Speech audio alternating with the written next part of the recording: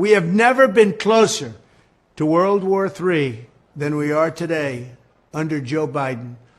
A global conflict between nuclear-armed powers would mean death and destruction on a scale unmatched in human history. It would be nuclear Armageddon. Nothing is more important than avoiding that nightmare. We will avoid it, but we need new leadership. Every day this proxy battle in Ukraine continues. We risk global war. We must be absolutely clear that our objective is to immediately have a total cessation of hostilities. All shooting has to stop. This is the central issue. We need peace without delay.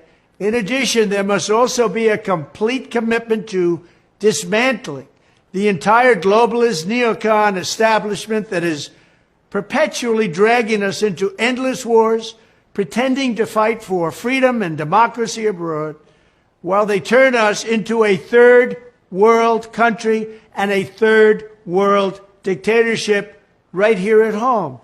The State Department, the defense bureaucracy, the intelligence services, and all of the rest need to be completely overhauled and reconstituted to fire the deep staters and put America first. We have to put America first. Finally, we have to finish the process we began under my administration of fundamentally reevaluating NATO's purpose and NATO's mission.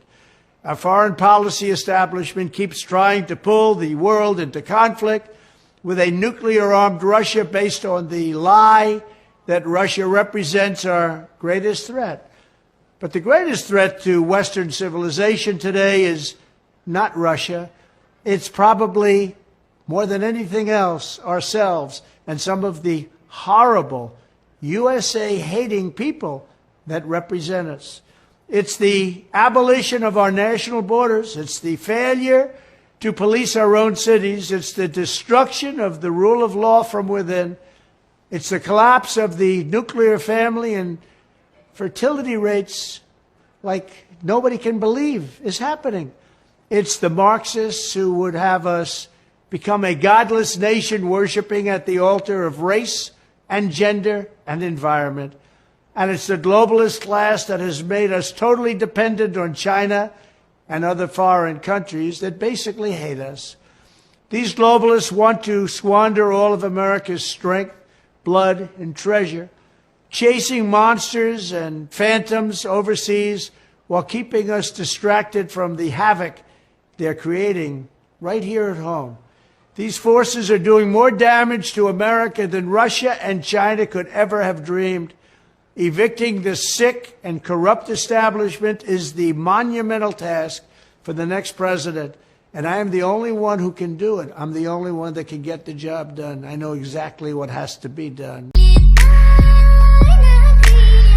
Подкрепят Украйна, посока Европа, посока подкрепа на НАТО. Това са важните неща. Но когато войната дойде на нашия праг, ще я посрещнем и ще отблъснем агресора.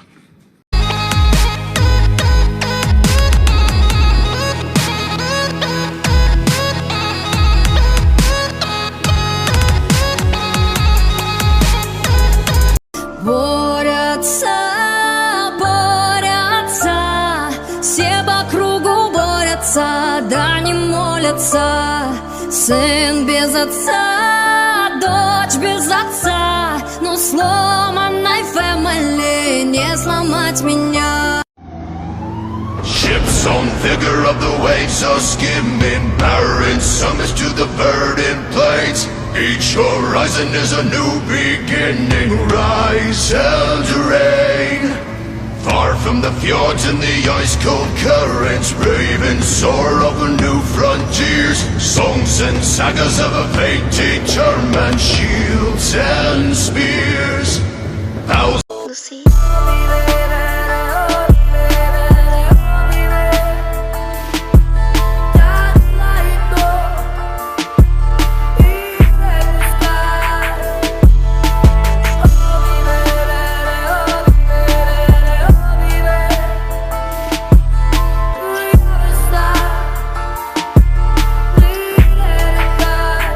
former CIA Director James Woolsey, speaking just a few weeks ago with Laura Ingraham on Fox News.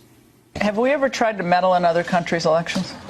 Oh, probably, but it was for the good of the system in order to avoid the communists from taking over. For example, in Europe, in 47, 48, 49, the Greeks and the Italians, we don't do that now, though? We don't mess around other people's elections, yeah?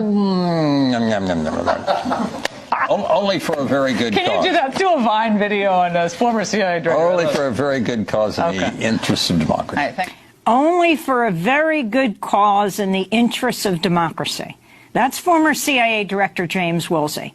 So if you could respond to what he says today, Stephen Kinzer, we're not talking about history right now, and also talk about the NED, the National Endowment for Democracy, and Trump's proposal to cut it by something like 2/3 in the 2019 budget. Well, that was a great clip, and I think maybe Woolsey's thinking back to one of his predecessors, Richard Helms, who was convicted of lying in court for denying that the United States had tried to influence the election in Chile. He didn't want to lie, so he just laughed. And I saw him really trying to tell the truth, not trying to lie. Yes, it's true. We are still intervening in foreign elections, and I think the ones he's been thinking about are recent elections in Bulgaria, in Mongolia, in Slovakia. The National Endowment for Democracy, which you mentioned, has taken over many of these functions from the CIA. It's a pretty unknown agency, but it was founded by President Reagan in the early 80s for a particular reason. You'll remember that at that time, the CIA had been suffering from many scandals, and it couldn't operate the way it used to. So how are we going to influence foreign elections? Well, we established this National Endowment for Democracy, which is now funded at over $170 million a year. And that's all it does. It interferes in the politics of other countries. Much of its money goes through something called the International Republican Institute, headed by John McCain, and the National Democratic Institute, headed by Madeleine Albright. So you have these relentless interventionists working under a larger board that includes people like Victoria Nuland, who was in Ukraine as Assistant Secretary of State, handing out chocolate chip cookies to protesters, urging them to overthrow their government. Elliot Abrams, who was involved in the interventions in Nicaragua and elsewhere during the 1980s. So the National Endowment for Democracy has now taken on the job of interfering in the politics of other countries for what Mr. Woolsey called very good reasons, when there's a very good cause, to defend democracy. So I liked his phrase. He said something like, we only do it for a very good cause. Well, that's a very flexible definition.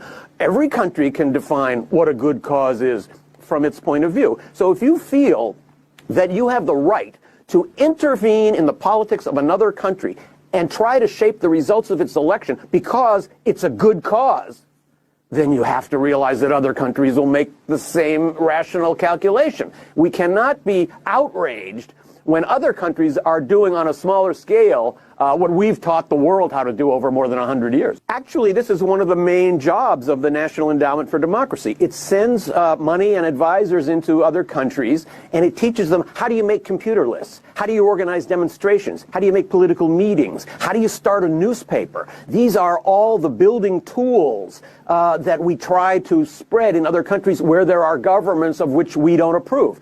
Now, the National Endowment for Democracy published a report in 2013 in which they said Russia continues to be the priority country.